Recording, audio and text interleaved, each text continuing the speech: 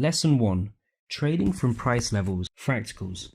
As you already know, my trading strategy is based on the fact that you need to open trading positions on the trend from important price levels. However, it is quite difficult for most beginner traders to determine whether there is a significant level of support or resistance on the price chart. Therefore, to simplify this process, I suggest that they use such a technical indicator as fractals.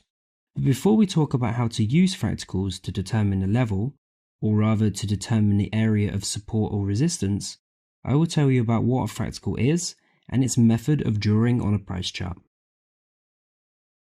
Fractal is a technical indicator developed by Bill Williams that allows you to determine the trough or peak on the price chart of the analyzed financial instrument. As a consequence, fractals are divided into two types, up fractal and down fractal. An up fractal is formed when, in a combination of at least 5 Japanese candlesticks or bars, the average candle has the largest maximum. Accordingly, a down fractal is formed when, in a combination of at least 5 Japanese candlesticks, the average candle has the lowest minimum. As practice shows, it is best to mark fractals and, as a result, areas of support or resistance on large time periods, such as daily or 4-hour timeframes, since there are a lot of false trading signals on smaller time periods, for example on 15-minute ones. It is also very easy to place the indicator on the price chart in the MetaTrader 4 terminal. In fact, like most of the popular indicators that will be discussed in this course. In the Insert tab, select the Indicators subsection where we select the group of Bill Williams indicators. Well, one of the indicators of this author is fractals.